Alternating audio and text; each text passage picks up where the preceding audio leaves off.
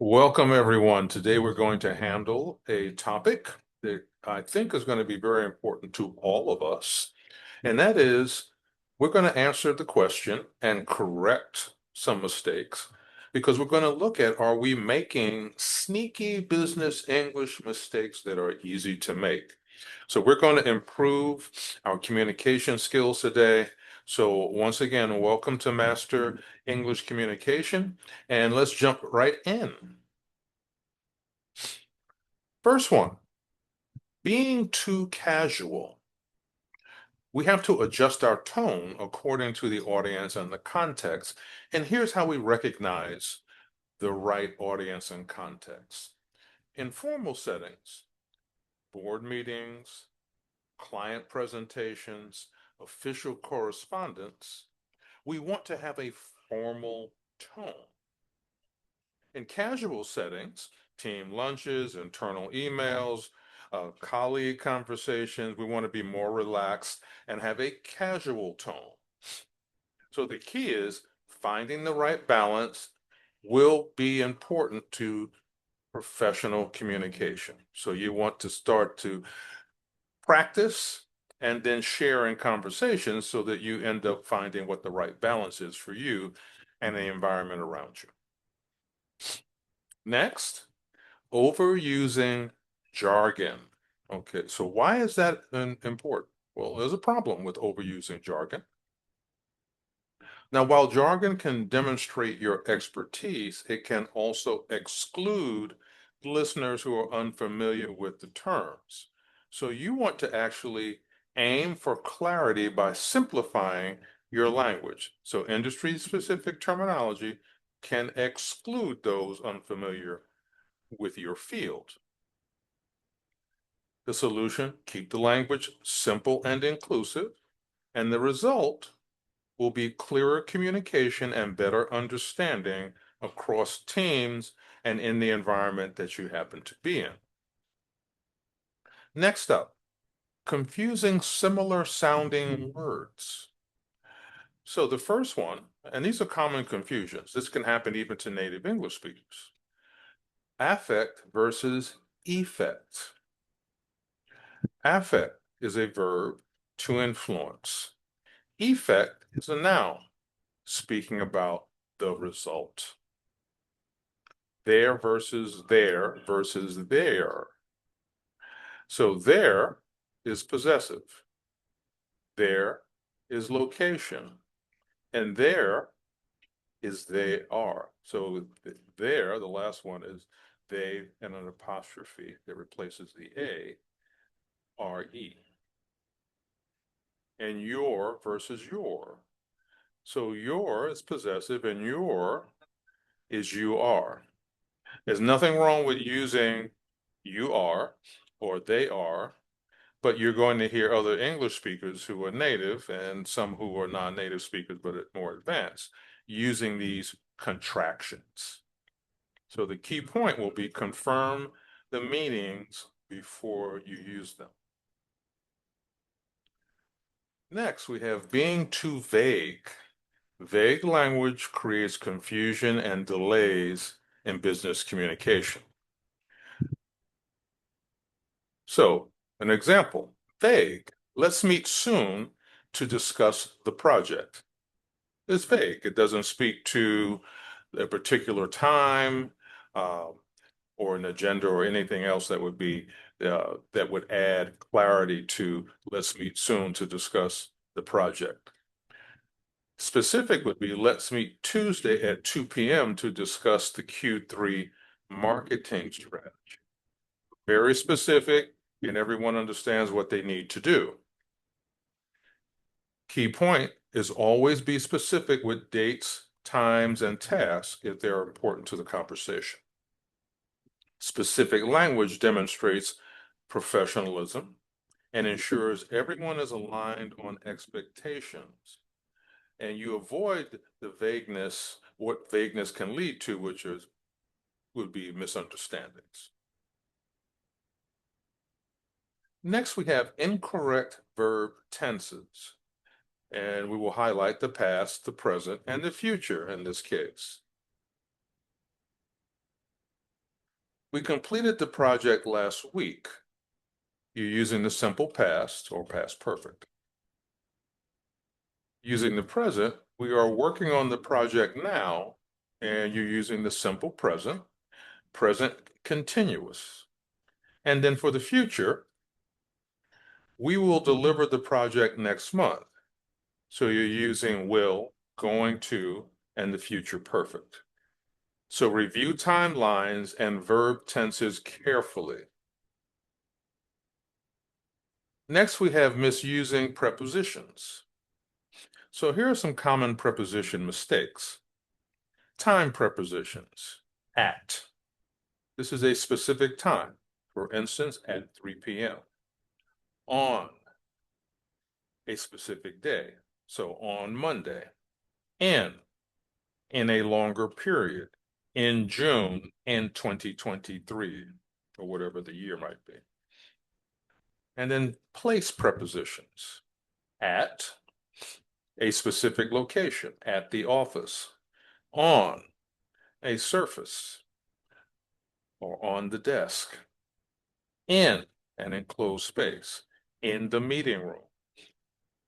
So key point, practice correct preposition usage regularly and listen to native speakers in your environment because you'll pick up very easily how they're using them.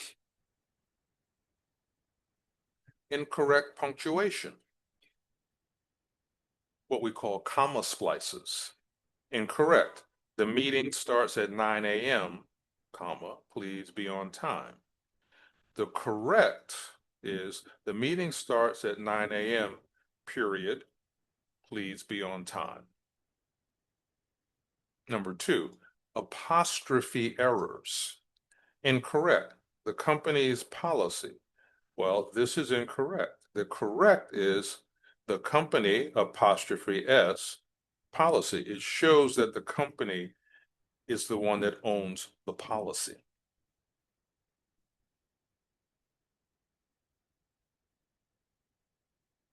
And then semicolon or semicolon, both are correct.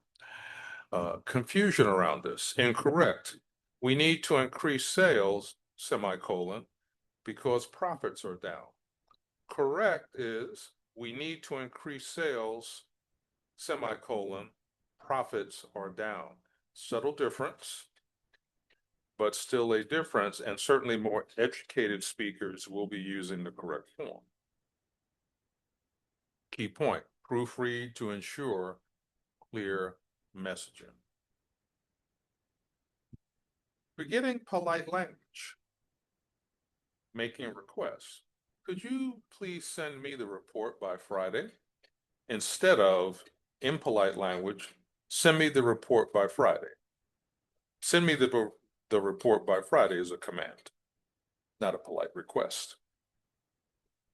Showing appreciation. Thank you for your prompt response.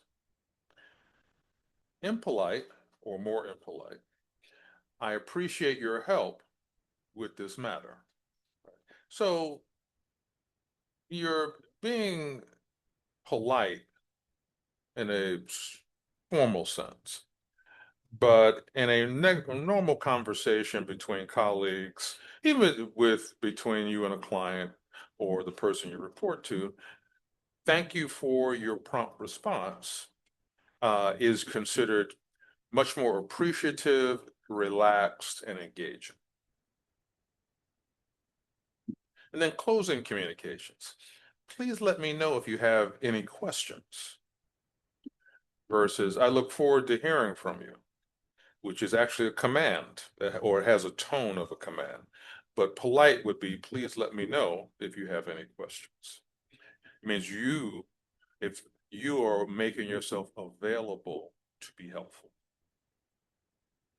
Key point, politeness builds strong professional relationships. Please and thank you are two of the most powerful words in the English language. Mispronouncing key words. So here are commonly mispronounced business terms. Entrepreneur or entrepreneur. Hire our Hierarchy. Hierarchy. Specifically. Specifically. So you will hear us say, and I'm saying us native English speakers specifically. So we ourselves sort of massage the word. Let me just be nice about it. And then statistics. Statistics. And then we have improvement strategies. Listen to native speakers. Use pronunciation apps. Record yourself speaking. And then practice difficult words daily. Key point, regularly practice pronunciation. Next, we have not active listening. So I have covered this in other videos, so please visit some of the other videos to pick up more on this topic. But active listening techniques, let's look at the first one. Maintain eye contact. So maintaining eye contact doesn't mean you never blink or you never look away, but you want to do it enough to show engagement and respect for the speaker. So once again, watch native English speakers, depending upon the culture you're in, the US, the UK, New Zealand, Australia, etc. Ask clarifying questions. Could you elaborate on that point? That's a clarifying question, and it's respectful and polite. Paraphrase to confirm. So what you're saying is, and then you repeat back what you believe they're saying, so you can get an agreement on that is what the issue or the topic or whatever you're discussing is. Avoid interrupting. Let others finish their thoughts completely. So I'm, born and raised in the United States, and I will tell you that if you're having a conversation, someone continuously interrupting is considered very rude, and you're not listening to that person. Right? You're waiting to get away from that person. So while they may not understand what they're doing, that's their problem. But also, if they're presenting themselves as dominating the conversation, and there's certain instances where that's what's going to happen. An executive talking to people that work for him in the meeting, a coach speaking to the team. There are some instances where this is appropriate, but in normal interactions in the business environment, no. Key point, actively listen to improve understanding and responses. So now the wrap up here is identify your mistakes. Right? So I've given you the ability in this session to do that. Learn. So learn different words, phrases, etc. Practice the pronunciation, and then share experiences. Certainly share in the comments, and share with people that you are practicing with. If you're practicing with no one, then you want to find people to practice with it, language exchanges, etc. And then practice, and then practice again. So your call to action is practice and share your experiences so that you will keep improving. Thanks for joining us.